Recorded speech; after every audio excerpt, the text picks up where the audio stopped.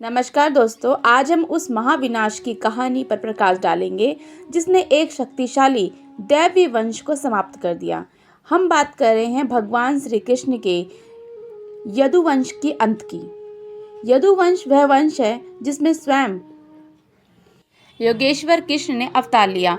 द्वारका जिसने स्वर्ग की तरह सजाया गया था, वहाँ के लोग अत्यंत समृद्ध और बलशाली थे।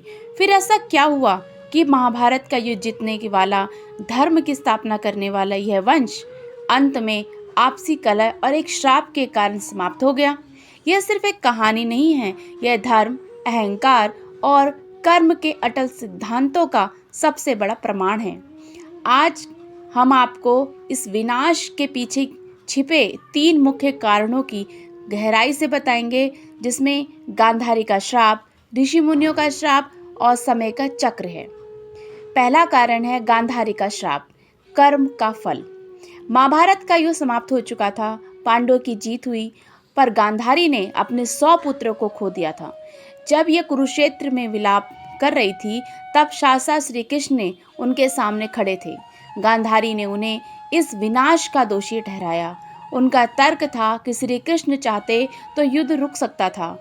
क्रोध, दुख और मोह से भरी गांधारी ने श्री कृष्ण को खड़े होकर श्राप दिया। उन्होंने कहा, हे कृष्ण, जिस प्रकार तुमने मेरे कुल का नाश करवाया है, उसी प्रकार तुम भी अपने यजुवंश का नाश होते देखोगे। तुम्हारे वंश के लोग ही आपस में लड़कर समाप्त हो जाएंगे। श्री कृष्ण ने यह श्राप सिर झुकाकर स्वीकार कर लिया, क्योंकि वह जानते थे कि काल चक्र को कोई नहीं रोक सकता। यह विनाश की पहली नींव थी।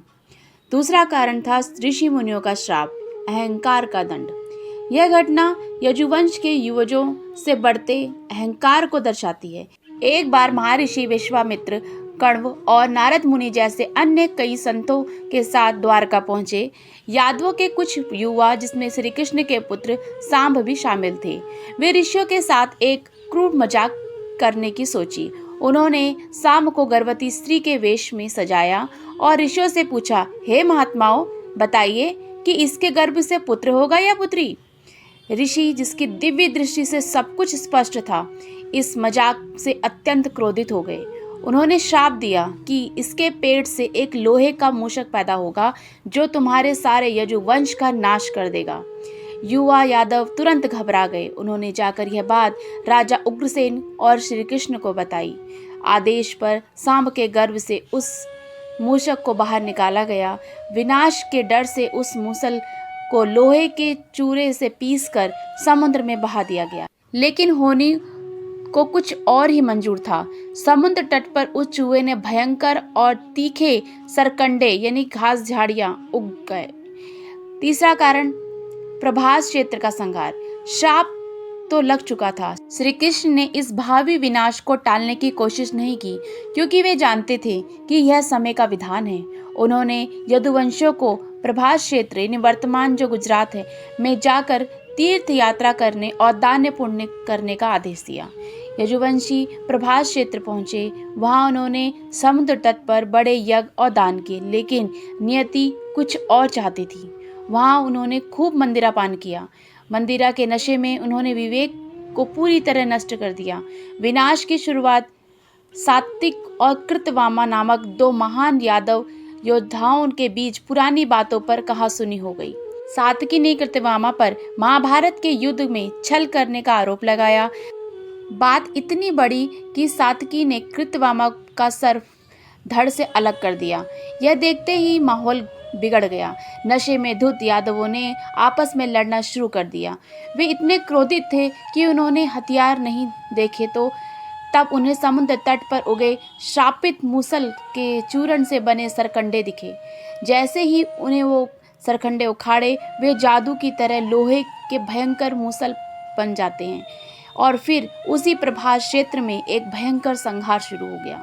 यदुवंशी एक दूसरे को उन्हीं मूसलों से मारने लगे और श्री कृष्ण बलराम ने उन्हें रोकने की बहुत कोशिश की, पर नशे और काल के प्रभाव में वे किसी की नहीं सुन सकते थे।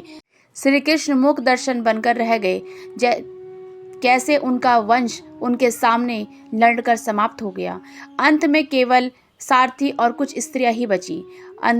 इस संहार के बाद बलराम ने योग द्वारा अपने शरीर को त्याग दिया और वैकुंठ धाम चले गए। कुछ ही देर बाद श्री कृष्ण एक वृक्ष के नीचे ध्यान मुद्रा में बैठ गए थे।